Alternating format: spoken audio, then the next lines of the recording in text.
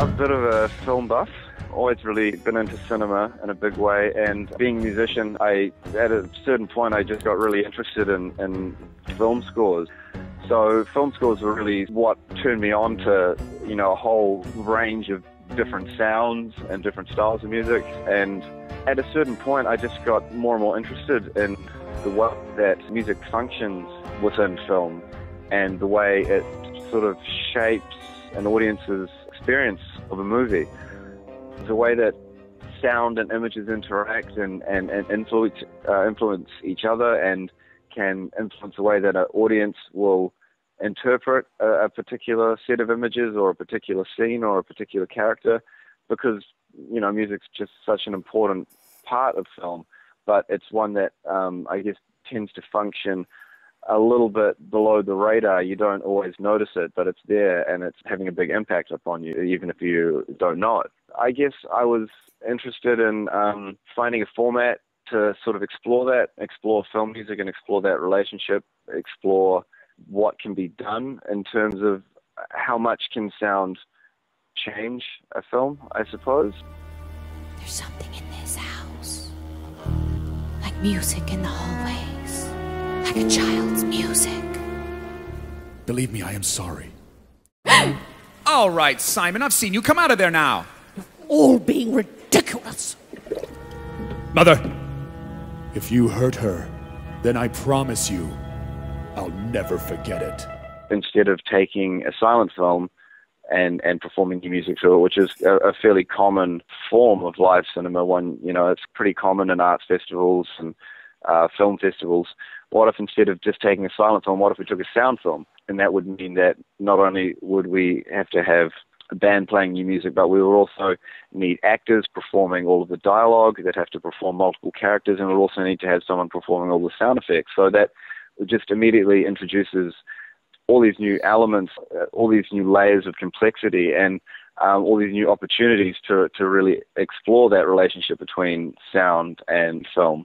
And how do audiences respond? I think people find it really fascinating and quite thrilling in a weird way.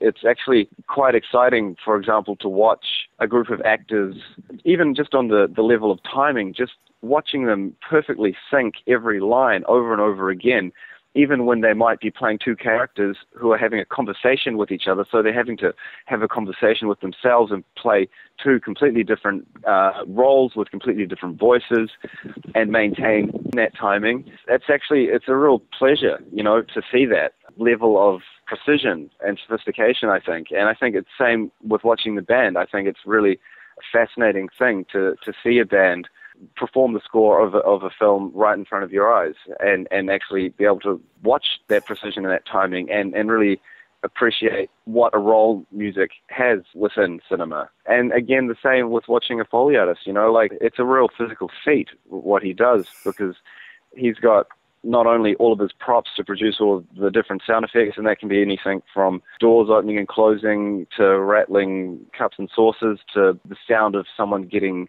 an axe to the head. He's doing all of this with his hands while at the same time he's doing all of the footsteps. So he's running for the entirety of the show. It's a physical feat. It's really a fascinating thing to behold, I think.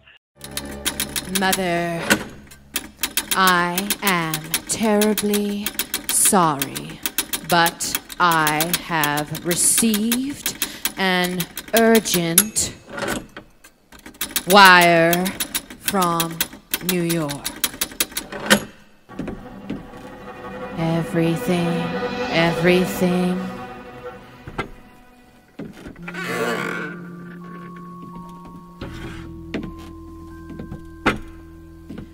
I'll make her change that ridiculous will.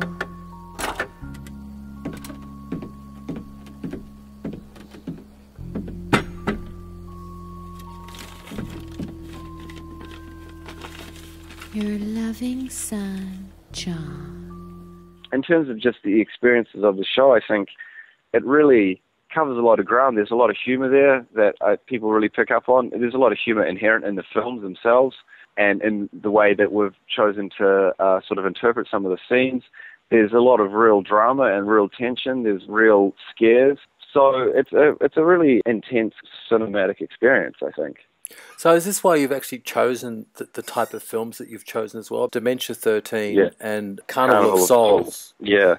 Which are, some would call them B grade, some would call them, absolute cult kind of, horror. They're certainly very well known to anyone who loves film. Yes. Is that why you choose this style of film? Yes, for both of those reasons. I mean, one, for a film to be a good fit for this kind of format or this project, I think it's really important that they are kind of B-grade films. They have to be films that are extraordinary in some way, but also fall short in other ways, I suppose. The visual sensibility of both these films is what really attracted me to them. I think they're both just stunning.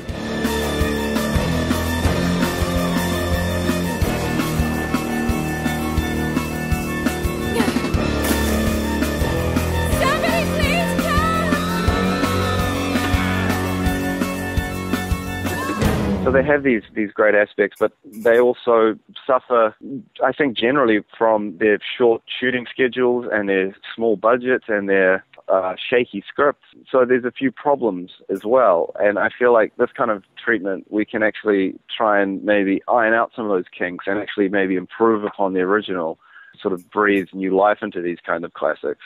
So that's why picking a film like that is quite important. Kind of a rough diamond, I suppose. This also sounds like, what you're talking about is a bit of deconstruction in your own process, in your own kind of love of film and film score and the kind of the artifice and art of filmmaking. You're kind of investigating and deconstructing it live in front of an audience, and in that process constructing something else altogether. Yeah, that's a brilliant way to put it. I should have said that.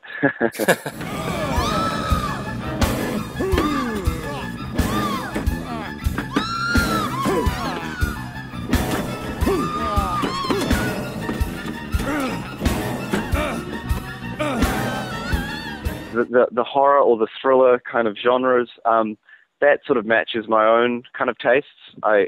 Musically, I guess, I tend towards sort of the dark and atmospheric. Also, I think the horror films are just a good fit for a live cinema experience because they do have those thrills and that high tension. It's kind of a more communal experience as well, isn't it? It's like if everyone gets to kind of scream together, then all of a sudden you're all together. Yeah, exactly.